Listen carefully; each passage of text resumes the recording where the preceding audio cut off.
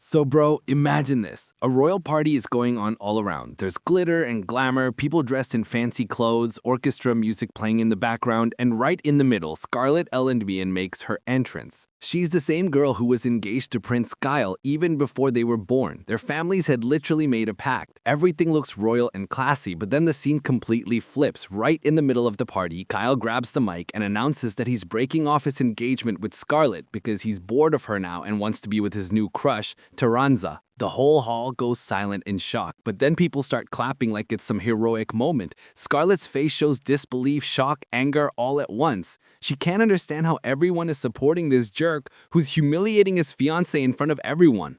Then Kyle starts giving a speech saying Taranza is sweet, smart, and kind, while Scarlett is like an emotionless doll. And then in full dramatic mode, he says that the past 17 years in this fake engagement have been the biggest disgrace of his life. Scarlett is about to explode, but she controls herself and calmly says that this engagement was arranged between both families and he can't break it off alone. Kyle says he doesn't need anyone's permission because Scarlett herself is a petty criminal who's been harassing Taranza out of jealousy. Now Taranza turns on full victim mode and Kyle starts telling everyone that Scarlett bullied her at the academy, locked her in the washroom, pushed her down the stairs. Scarlett is literally standing there with a what the hell face because this is the first time she's ever even met Taranza personally. But Kyle's two brain cells have clearly melted in love. He can't understand that Scarlett is just clarifying that she was in the elite class and Taranza was in the regular class, but Kyle takes it as an insult. Now Kyle has turned into a full filmy villain and Scarlett is just thinking enough is enough. She says, fine, let's cancel the engagement. I don't care anymore. But before that, I want to make one last wish. Kyle arrogantly asks, what do you want now? And Taranza gives a confident smile like she's already won. Scarlett slowly walks toward them, clenches her fist and says, my last wish is to punch you in the face. Kyle is shocked, like what? But before he can even finish the word, Scarlett lands a royal-level punch right on Taranza's face. Bro, the form, the grace, even Muhammad Ali would have said approved. The whole hall goes silent and the audience is thinking this is the real queen right here. But that punch didn't come out of nowhere. There's a whole story behind it. Ever since childhood, Scarlett loved fighting. Someone or the other would get beaten up every other week. Her brother Leonardo always scolded her, asking why she was so violent, but Scarlett would say she did it for the greater good.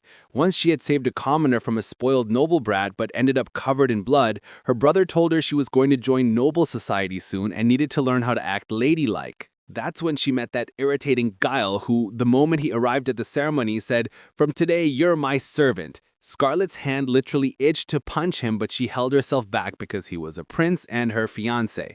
That's where her suffering began. Kyle bullied her for years, played pranks, insulted her, and Scarlett couldn't do anything because no one dared go against the royal family. She endured it all, stayed strong, and finally, at 15, got into the National Academy with top grades and a ton of fans. And now, years later, she was standing in front of the same Kyle, confident, bold, and ready with a punch that finally settled the score. Explosion. In that same academy, Kyle appears again and publicly announces that Scarlett will live as his slave even inside the academy. But Scarlett isn't the same scared girl anymore. Her skin has grown thick from years of Kyle's tantrums. Her face stays poker calm, but inside there is a fire quietly burning. A few days later, Kyle walks into the classroom like someone stole his morning energy, bad mood, full of attitude, hurling insults and barking orders for Scarlett to buy him lunch. Scarlett apologizes, saying she'll get it right away, but this jerk doesn't calm down. He grabs her by the arm and drags her out, leaving his cronies behind so no one can tell the teacher.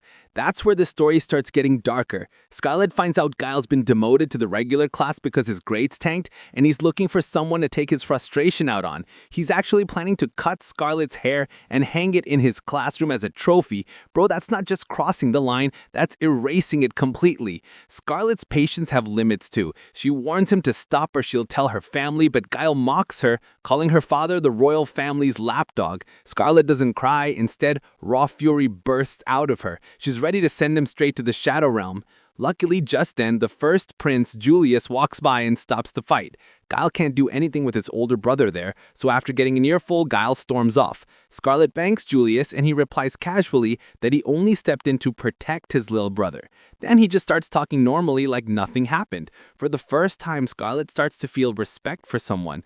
Julius seemed genuine, calm, and real, but that respect quickly turns into jealousy when she finds out Julius scored perfect marks in every subject, breaking her streak as the top student.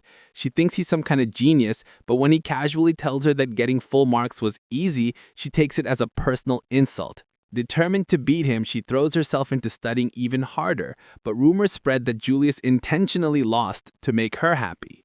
That infuriates Scarlet even more, so she decides to completely ignore him. But Julius doesn't back off. Every day he follows her around asking how things are with Kyle. That's when Scarlet realizes Kyle hasn't tried to bother her since that public humiliation, and she almost starts thinking maybe Julius is the reason why. Then Julius starts flirting, and Scarlet almost falls for it, until one day he says in a totally scientific tone that she's an interesting creature. Scarlet is stunned. Turns out he's literally been studying her personality, taking notes in a notebook. That's when her hatred deepens. She swears that one day she's gonna punch both Julius and Kyle. And now in the present, all that suppressed rage finally explodes, right onto Terrance's face. With a single punch, Scarlet sends her flying and knocks out two other guys who were standing nearby. Kyle loses it, shouting, "What are you doing?" But Scarlet, cold and calm, says she simply couldn't tolerate his cruel remarks, and that's why Terrance had to pay the price. She starts walking toward the crowd, the same nobles who had clapped when Kyle publicly humiliated her. She remembers every one of their faces, the fake smiles, the hypocrisy. Scarlet pulls out her trusty punching gloves, like an emergency weapon she always carries, and the nobles panic, calling for guards. But Scarlet just smirks and uses her magic. A blink later, the guards are all unconscious. Then she turns on the nobles one by one, beating them down without mercy. The nobles panic, begging for protection, even offering up their slaves, even though slavery is illegal in the country. Their hypocrisy is so deep it's almost funny, like they're admitting they're worthless. Scarlet thinks coldly that these people are unrecyclable trash, and her conscience won't feel a bit heavy for knocking them senseless. She activates her special time magic. Suddenly, the whole world slows down, while her punches move like rockets. Her fists, rated E for everyone, go on an all-out rampage. Imagine it in cinematic slow motion. Scarlet raises her fist, the royal crest glinting off her gloves, the camera zooms in on her face, cold eyes, clenched jaw, then the punch lands and the entire ballroom erupts into chaos. Chandeliers shake, noble gowns swirl in the air, and the same people who once cheered for Kyle fall silent in fear. Scarlet's small, savage smirk echoes through the hall, and everyone realizes that tonight's royal celebration has turned into the funeral of their hypocrisy. Bro, this chapter isn't just a physical fight. It's the moment the power dynamic flips. Scarlet finally cashes in all the humiliation she's endured over the years, all in one night. With every punch she throws, it becomes clear. She's not just hitting people, she's striking down the system that's always tried to hold her back. The crowd becomes a chaotic mix of shock, guilt, and fear, and the way the scene ends, you can feel it. Tomorrow is going to be pure chaos, politics, revenge, and maybe the start of a whole new throne game. The entire hall is wrecked. Nobles are sprawled all over the floor, some unconscious, others trembling in fear. And standing in the center is Prince Kyle. Royal blood, sure, but looking like his soul's been sucked out of his body. The guy's literally wet himself because now he's facing the real Scarlet.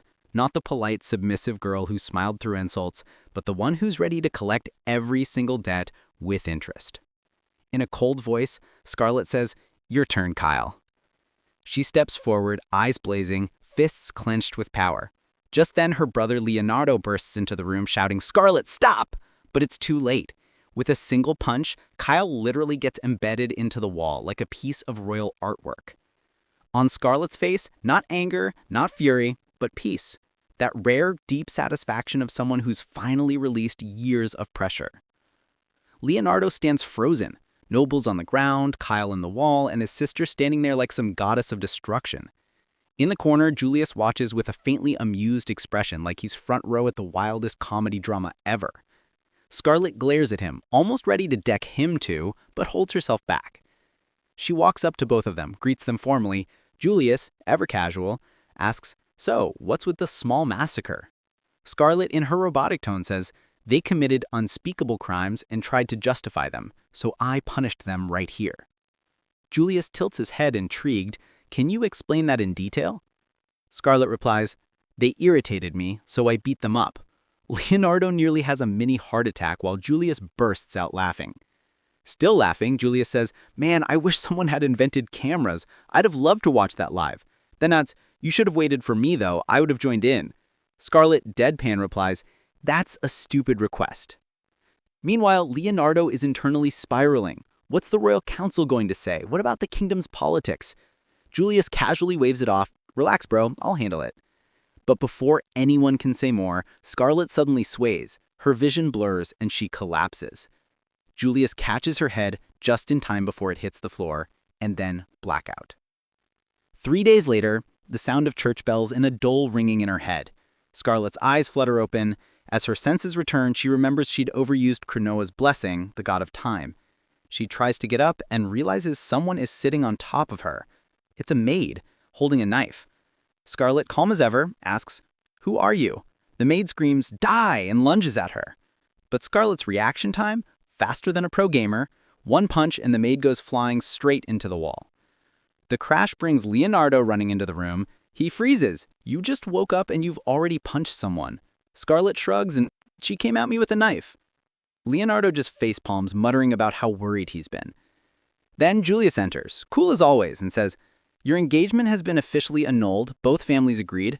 Kyle's been disinherited for defending slave traders, and the nobles from the party all arrested." Scarlet smiles faintly. "Good. Justice served." Then she asks, "So, I'm not getting any punishment?" Julius smirks, "Royal family can't punish you, but yeah, for a while, no guy in the kingdom's gonna have the guts to propose to you." Scarlet just rolls her eyes. "Fine by me." And that's all for today. Drop 2,000 comments if you want the next part. Thank you for watching.